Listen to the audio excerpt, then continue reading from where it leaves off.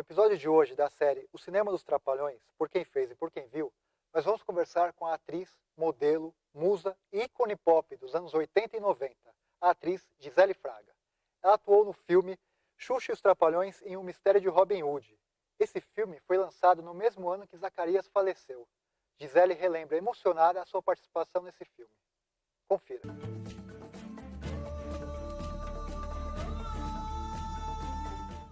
Então eu queria que você falasse, você foi ao cinema pela primeira vez para assistir Os Trapalhões e o Planalto dos Macacos. Isso. Né? E ao sair do cinema, vendo o filme dos Trapalhões, você teve essa clara evidência que ia ser uma atriz. Na verdade, assim, ali, nesse momento, foi a primeira vez que a minha irmã me levou ao cinema. Eu nunca tinha visto uma tela de cinema na minha vida. E eu fiquei impressionada, né? E eram os Trapalhões. E da forma, aquele contato naquela idade, daquela forma, naquele tempo, eu saí do cinema e a primeira coisa que eu falei para minha irmã foi: você ainda vai me ver ali. Eu ainda vou fazer isso aí. Quer dizer, eu não sabia nem o que era aquilo ali, né? Que era ser ator. Porque eu não tive eu não cresci dentro de uma família de artistas. Então, eu não fazia teatro na escola, eu não lia livros de Shakespeare, nem de teatro desde criança.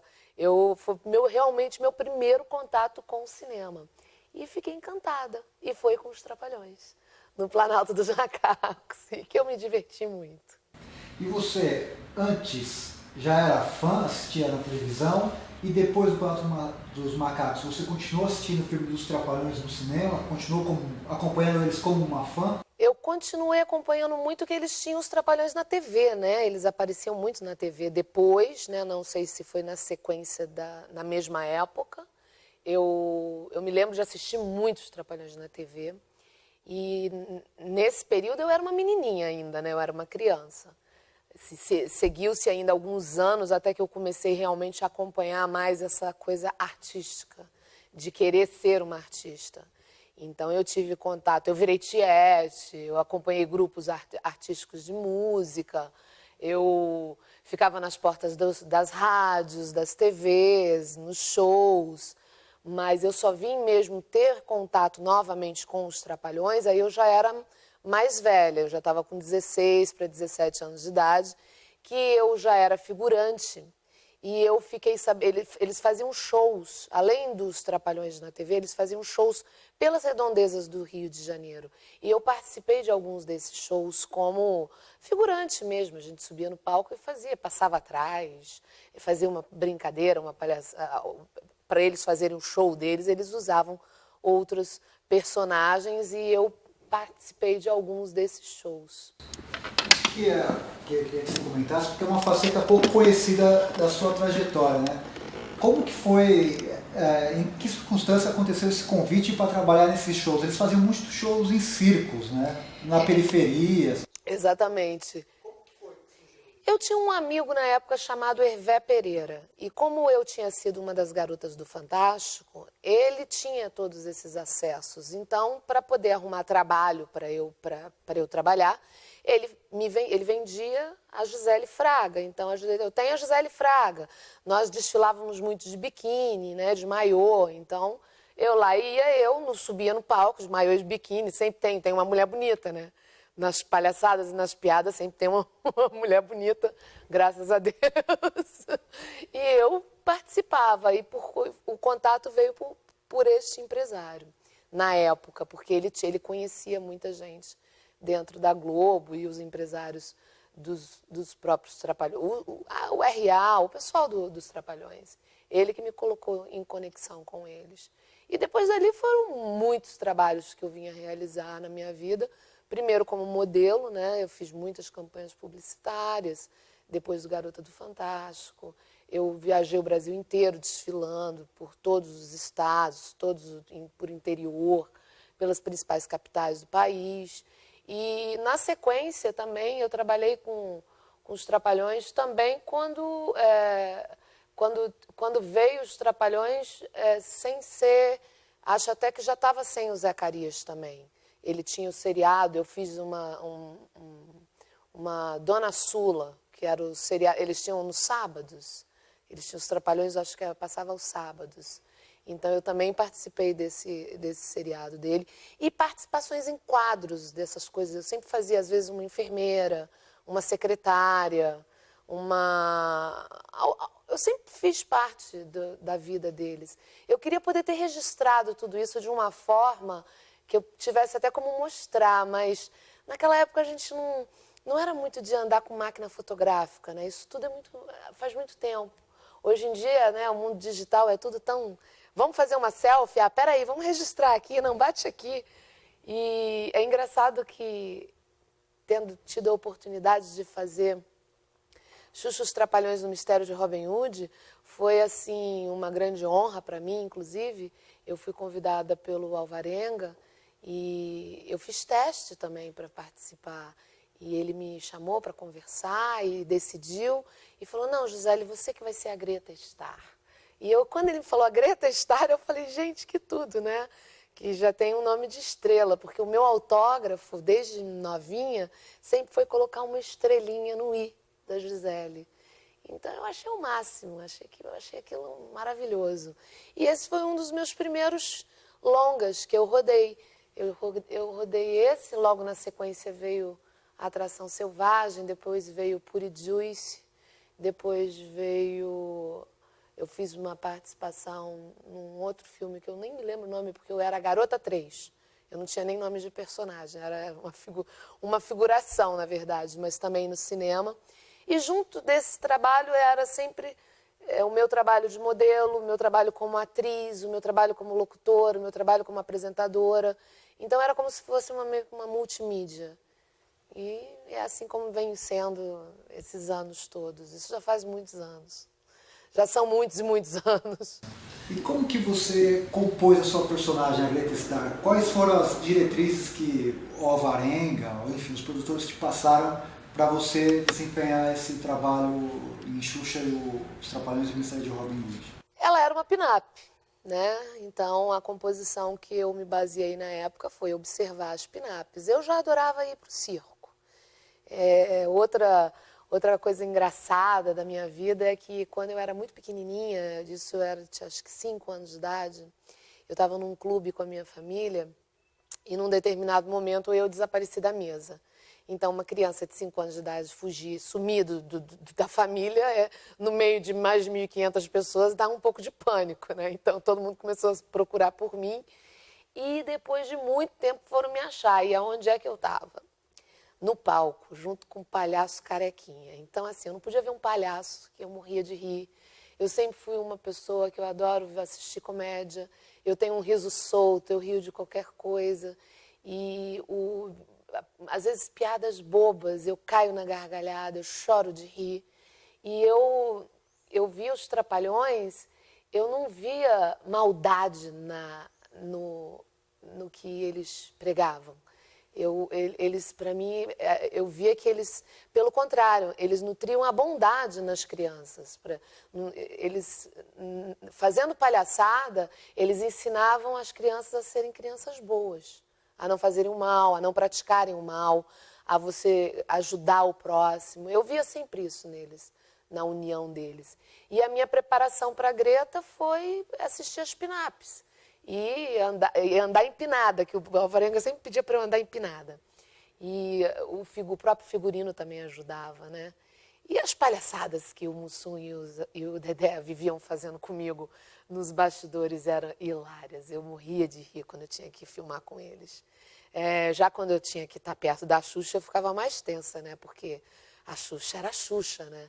E nós éramos as únicas, era eu, ela e a menina Duda, que na época era uma menininha, né? Éramos as 3 mulheres do filme, então era uma responsabilidade.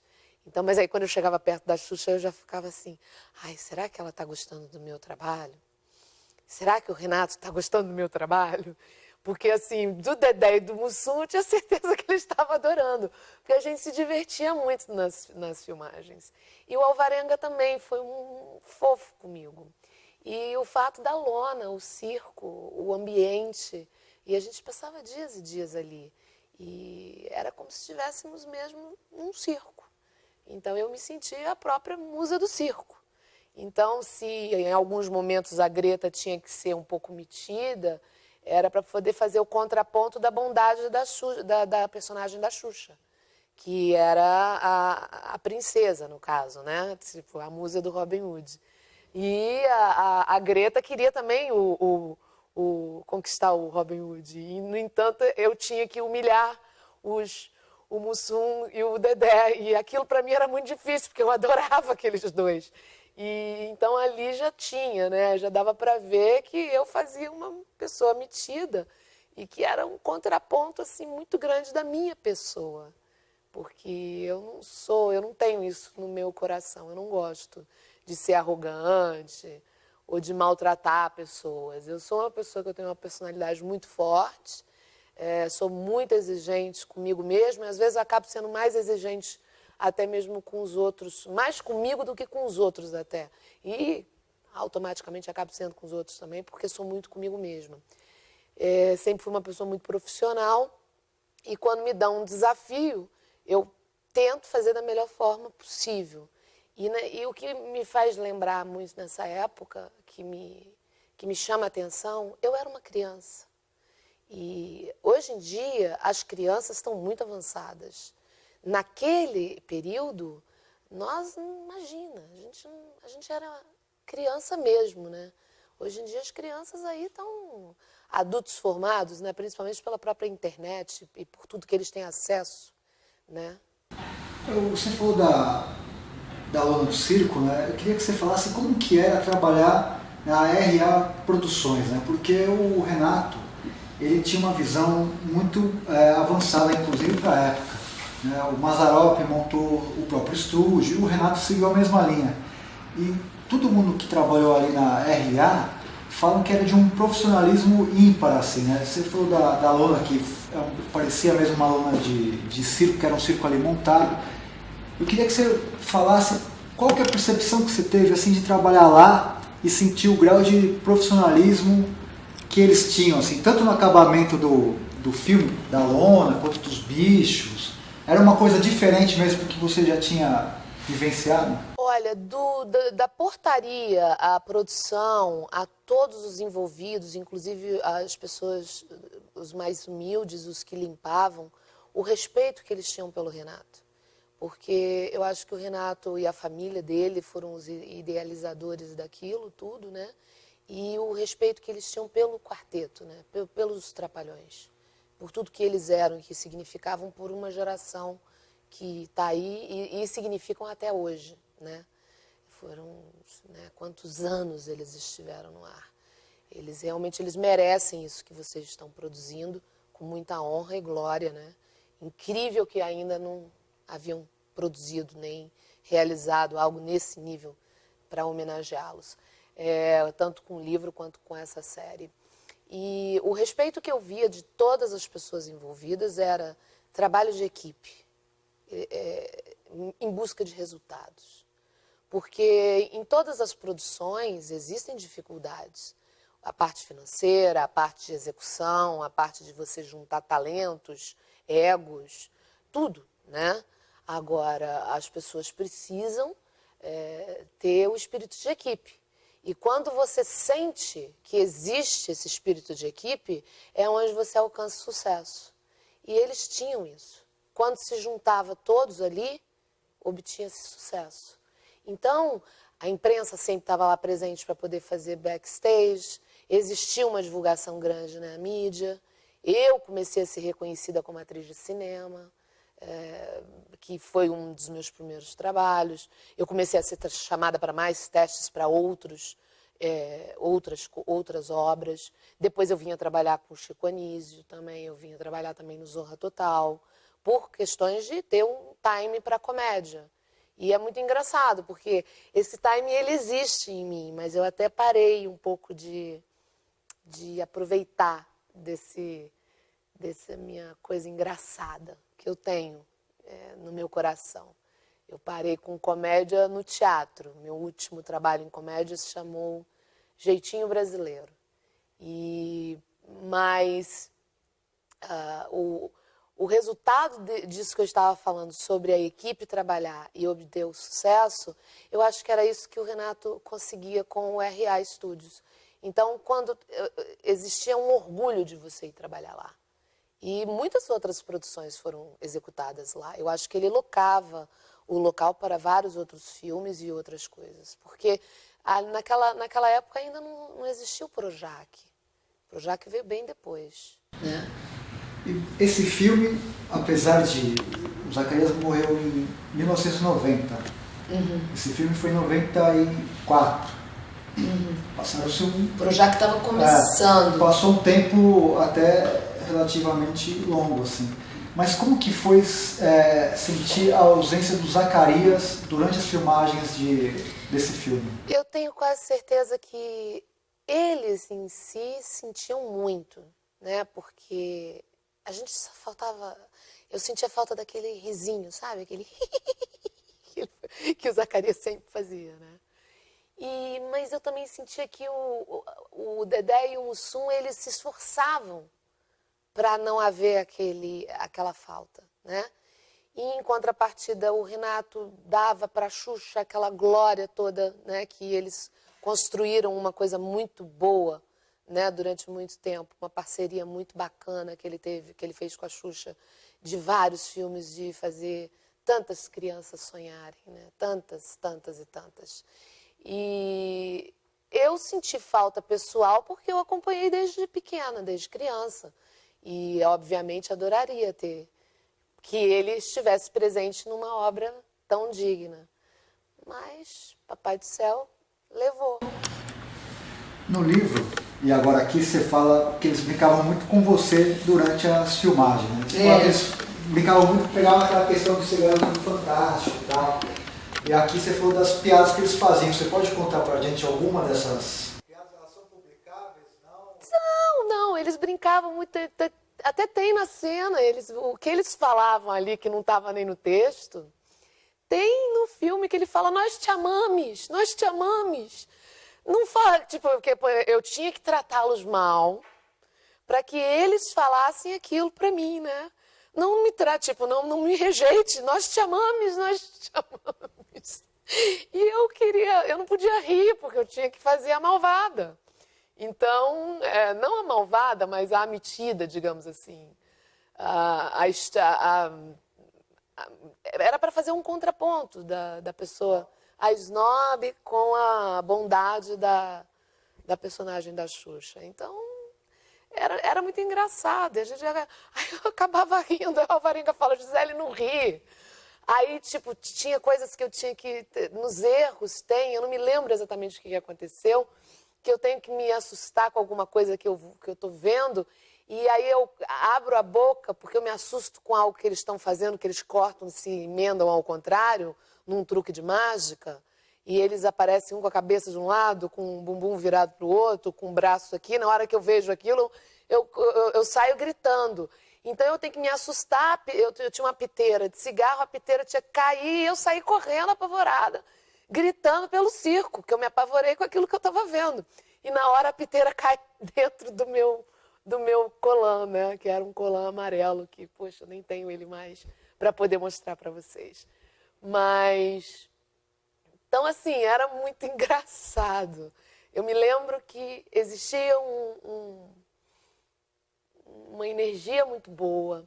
Era uma época que o Brasil vivia um tempo... Do mesmo jeito que os mais velhos hoje falam dos tempos dos anos 50, dos anos 60, eu acho que para a nossa geração a gente fala muito dos anos 70, dos anos 80, dos anos 90, e dos anos 90 para cá a gente já vai ficando meio triste, né? Porque as coisas estão tomando outros rumos, né? Mas eram bons tempos. Eram tempos que a gente saía de casa sem medo. Eram tempos que a gente pegava carona, eram tempos que a gente andava de ônibus, eram tempos que não existiam tantos assaltos, eram tempos que a gente ria mais, eram tempos que a gente ia para o samba, eram tempos diferentes dos de hoje, eram outros tempos. E para finalizar esse grande depoimento que você está dando, eu queria que você resumisse assim, por poucas palavras, sintetizasse o que representou, o que representa os Trapalhões na sua carreira, que é uma carreira brilhante, cheia de uma trajetória incrível, muito rica. Obrigada. Mas o que os Trapalhões representou nessa carreira que tem uma série de trabalhos, com Chico Anísio, com tanta gente, mas o que significa os Trapalhões nessa sua carreira? Foi o meu começo, foi o que me inspirou a sonhar. Os Trapalhões, eles me inspiraram a sonhar em querer ser uma grande artista. É isso, inspiração. A sonhar, acreditar e me tornar uma artista. Eu agradeço muito. Agradeço ao Renato, ao Dedé, ao Mussum, ao Zacarias.